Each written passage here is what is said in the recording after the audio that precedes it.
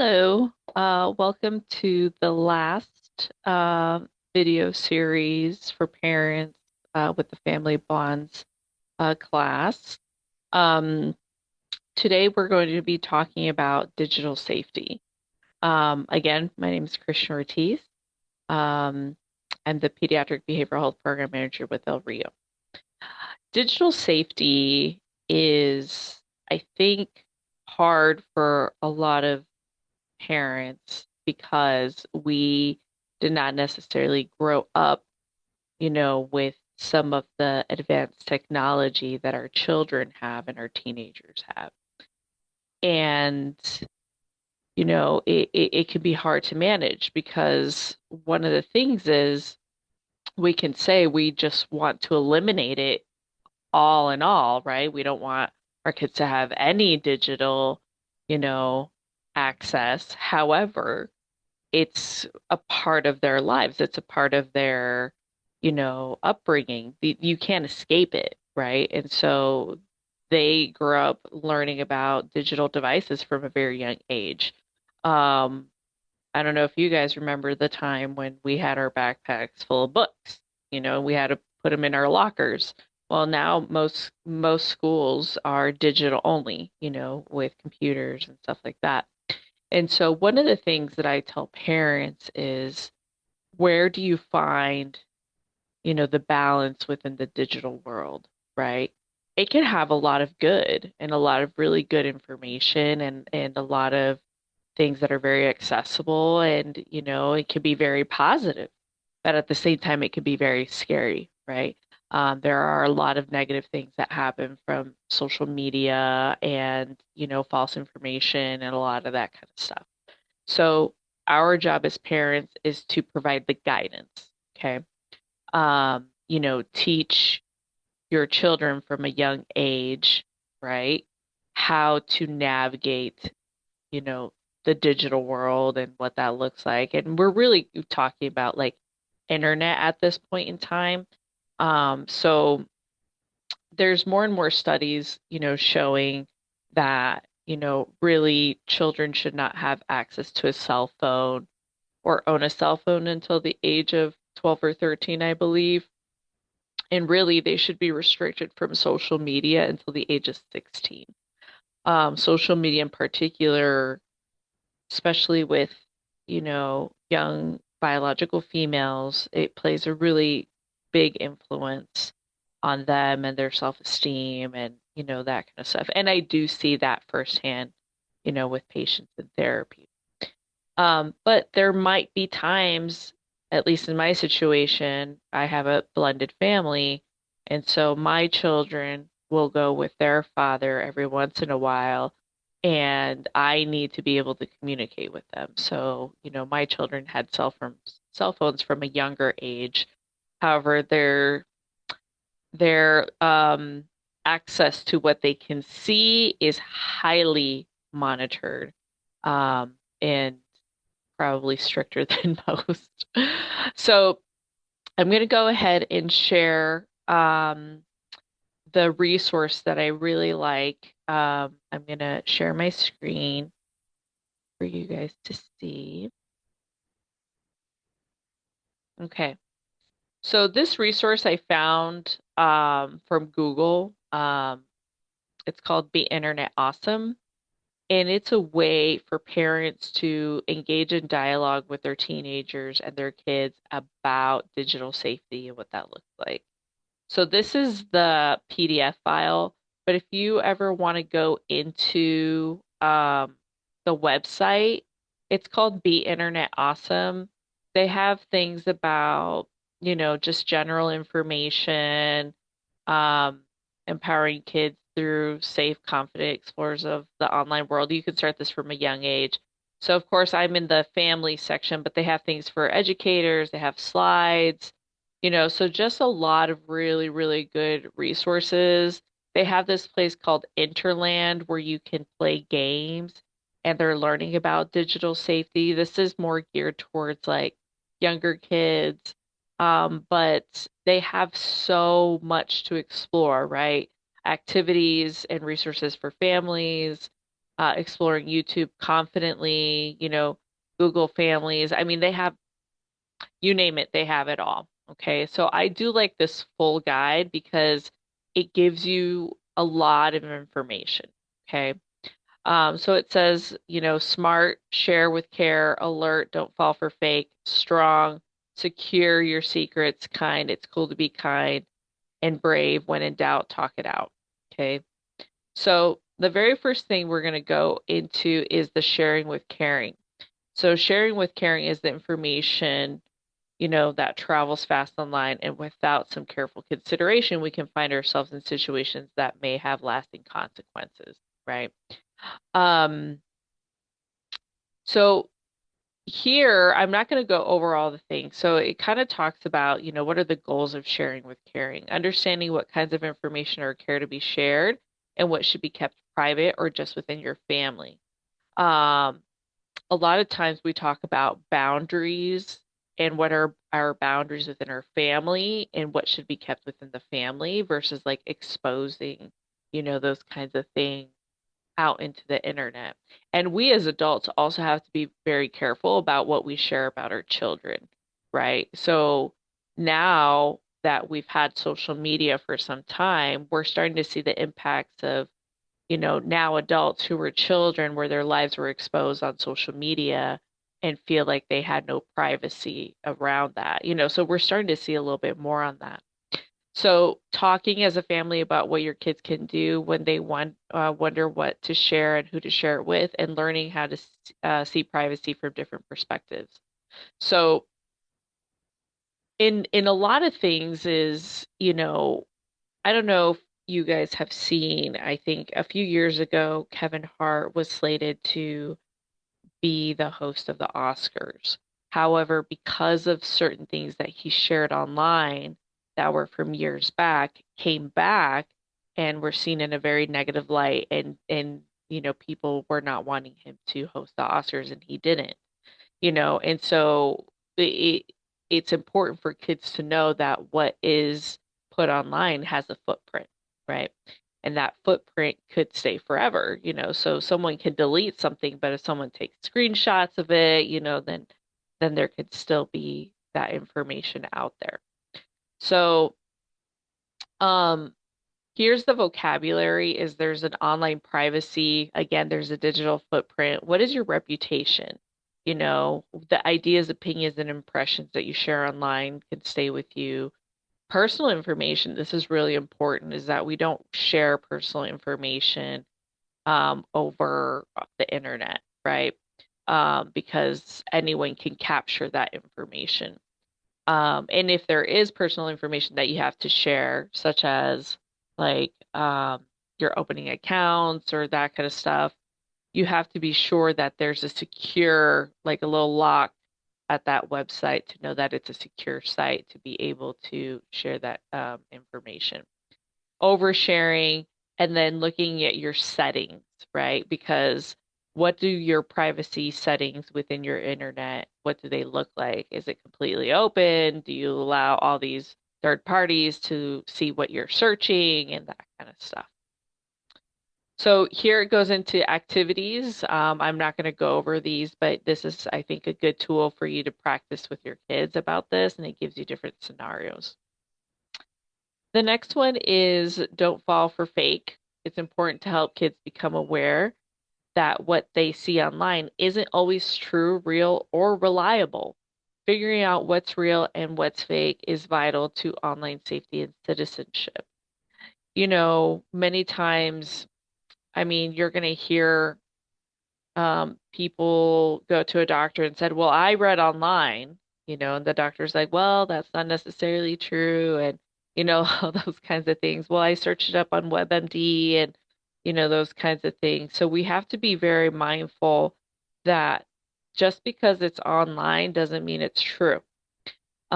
Just because someone shares a very convincing video about a certain theory doesn't mean there's facts around that, So it's about teaching your children. It's like some people share their opinions and share their values and those kinds of things. and they can be very convincing to come off as factual. So it's really about like what is factual, what is theory, what is opinions, and those kinds of things. So just learning about those different things. Um, so in our vocab is, of course, we have our search engines, there's web crawlers. These are called bots. It's a program that runs within a search engine software that constantly crawls the internet to organize or index content. So they can see everything that you've searched for and, and kind of categorize those things. There's a virtual assistant, search results, safe search, misinformation, disinformation, what is verifiable, something that can be proven or shown to be true or correct, deceptive, and manipulative. Okay. A lot of times I get a lot of teenagers who are highly influenced by TikToks or, Instagram and videos that they see of certain influencers. And some of it is actually very, good information. And at other times I'm like, oh, are you on the Tiki Talkies again? Like that's not always accurate, right? And so it's really important for them to know that not everything that they see online and ChatGPT just as equally as important to realize that just because it's artificial intelligence doesn't mean that that information is true because AI is gathering that information, guess from where? Online, the internet. If there's a website about it, or if there's, so um, those things are important to consider. So again, another family activity around this. Secure your secrets. This is really talking about password safety and making sure that you have very strong passwords. So now you're going to see that the most secure password is at least 12 characters long. You know, you can't have any of your personal information within those passwords, um, or anything that can be, there has to be capitals and, it's a whole thing. But those passwords are very hard to hack into. And if you're using the same password over and over and over, it's also more easy to hack into that. So understanding why digital security matters and how to make it happen, learning how to create strong passwords. Okay. Um, so just very recently, I'm sure you guys saw in the news a few months ago, um, maybe a year ago, I'm not sure, but United Healthcare got hacked into. And that that just shows how vulnerable our information can be online and why it's so important to be sure that you set up all the securities to protect your information through these websites. So here are the vocabulary words: the security, protecting people's devices and software, password and passcodes. Now, for your children, if they're opening up accounts, um, this is usually what I say, right? For example, I set up the passwords for my children. I have the passwords, right? Um, and they can't change them, right? That's part of our agreement of them having a phone and having a device is that they can't change the passwords because then that's them being deceptive, right? Now, if they want to create their own password, do it with your guidance and you have access to their passwords for all their accounts, okay? This is for security measures and supervision measures and so on and so forth. The two-step verification, I know it could seem like very troublesome, but it is important because, if you don't have that, it's easier for that person to then hack into your information. Many times I've gotten emails saying like someone's trying to get into your account and they're trying to verify if it's me. And I'm like, nope, it's not me, right? And so um, the two-step verification has been, I think, helpful to be able to identify that it's you and to protect your information. There's encryption. Um, there are certain things that get encrypted, which means that if a message is sent in the internet universe, if you think of like the Matrix, it unscrambles the message, and so it can't be decoded, you know, in the person will be able to see your message, but that's what encryption means. So, for example, a lot of like text messaging apps are not encrypted. Um, there's like and certain ones that are encrypted. So for example, WhatsApp, if you come from the Hispanic family and community, you know what WhatsApp is. That's an encrypted messaging site. There is a app called Telegram that teenagers use, which is encrypted. And this one, I would say, is probably if you're concerned that your child might be getting access to substance use, substances that they should not be getting access to, I have found out that it's through that application that they find like drug dealers, around town, and it's kind of like also like Snapchat where it will delete after a few minutes or days. I forget how long it is, but it's also encrypted. So it's really, really hard for people to, see that they're probably doing illegal activity on there. But Telegram is what that's called.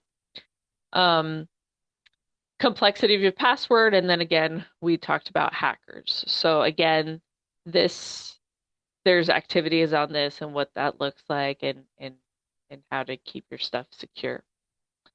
It's cool to be kind. What do we know about the internet is that it can be a very positive space and sharing your, experiences online with your family and pictures. You can FaceTime, all that kind of stuff. However, you can also post something and people can be very cruel. People can be very cruel, can be very judgmental. We live in a high political climate right now where, you could share opinion politically and you could be brought down for that. And so, how do you talk to your children about, you know, understanding what your behavior online looks like and then having a positive impact? Be the change you want to see, right? As Gandhi said. And also identifying what to do if they feel that they're being attacked or cyberbullied, right? Cyberbullying is a really big deal. Kids get very brave online and people get very brave online. So we talk about bullying, we talk about cyberbullying. I mean, there's harassment, conflict, drama. Um, there could be an aggressor, a target, a bystander. Bystander is someone who witnesses something but in recognizes that something's going on but doesn't do anything about it, right? Because they don't want to intervene or there might be some potential retaliation, right? An upstander is someone who witnesses something, right, and actually decides to stop it or report the abuse. Blocking, that's the first thing we usually tell our children to do if there's something that's happening online and they're feeling, you block that person. You end the interaction with them. You can mute, then there's trolling, and then of course reporting abuse online.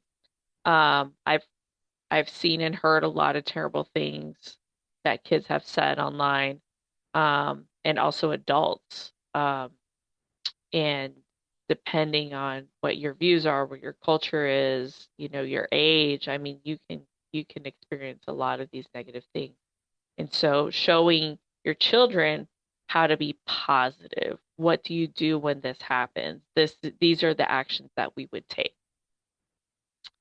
Um, Again, another family activity for this. And then when in doubt, talk it out. It's important for your kids to know that if there's something going on, that they don't have to keep that to themselves, that it's important for them to talk to you about things, right? That you are trusted and can help them through it. Um, Especially when they see something that makes them uncomfortable or brings up a lot of negative thoughts or feelings about it really is important for them to have a network to go to when they're feeling a certain way about something that happened online. Um, so these vocab words are like, what is the protocol? What is our official plan when these things kind of come up, right? um, Trust, strong belief that something or someone is reliable or truthful. Be brave, be courageous, report any types of abuse.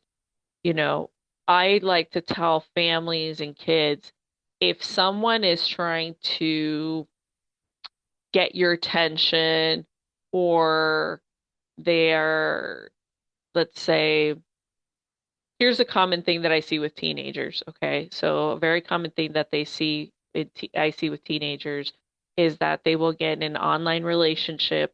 I always ask them, how do you know they're a kid? And they say that they verify it by FaceTiming them or something like that. So they there's some that actually could be positive and the parents are aware and the parents have met them and the parents have spoken to the other parents and they allow the online relationship to continue, and that's fine as long as there's parental supervision. There's other times where parents are unaware and kids will be talking to someone. They exchange pictures. Some can be of sexual nature, and then it turns to be an adult that uses for sextortion or extortion. Like, I'm gonna post this online if you don't give me money and that kind of stuff. And actually, that happened to someone that I know, not from a clinical level, but from a personal level. Their son had their webcam on, just open. Like right now, I could close my webcam if I wanted to. If I just just by being open, he wasn't on anything, but someone hacked into the webcam. He was in his room, and I mean, he's changing and all that kind of stuff, and they use some of those images to try and extort some money from him. So, you just have to be very, very careful and tell your kids to tell you when these things are happening, which in this case he did, and they, got, the authorities involved and whatnot. But it can be very scary. So, when in doubt, talk it out. I'm a safe person to talk to about these things. Um, so one of the things that I get told a lot is, well, how much time and all that kind of stuff. And, what I tell people and what I tell kids is this is a phone, an electronic device is not a need. You don't have to have it. It's a privilege. And so to be able to access your privileges, you need to earn your privileges. So, I have, what are they called? Parental, supervision apps. So my family uses Android phones, so I use the Google Family Link app. And through the Family Link app, I can see where their location is. I can see, so on my son's, this is my son, little picture, but he has a daily limit of 4 hours on his phone. So once he hits 4 hours, his phone will be done. He can still receive calls, he can still make calls, but he cannot do anything else on it. Um, and then they have a downtime. So at 9 p.m., the phone locks, and then it won't open up again until 8 a.m.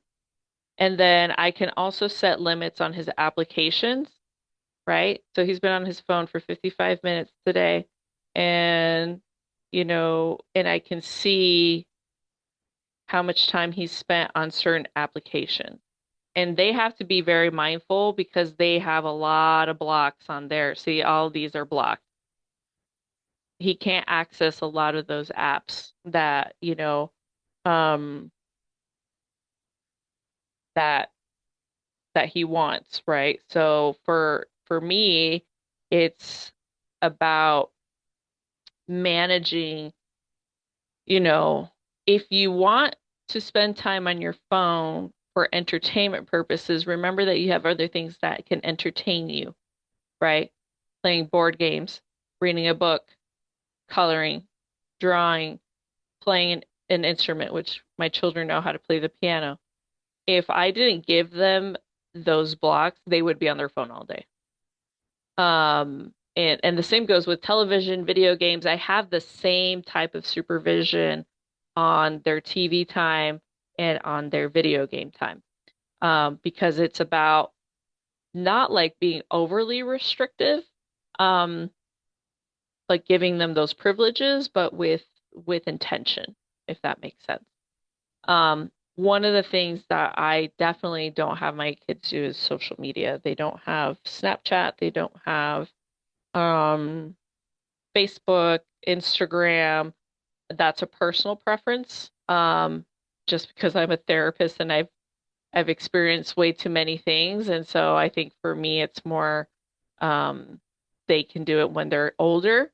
But if you choose to have your kids do social media, you have to go through these steps, right? Teaching them what they might see, what they might experience, having them be comfortable with themselves and their bodies before they go online and realize that a lot of what they see is the facade, especially when it comes to seeing certain videos and influencers and that stuff. Okay. All right. Well, again, if you guys have any questions about any of the content you see, don't hesitate to email me, christiano@elrio.org. I'm also going to forward this to Kyla and or Susie uh, for your um, for your information. All right.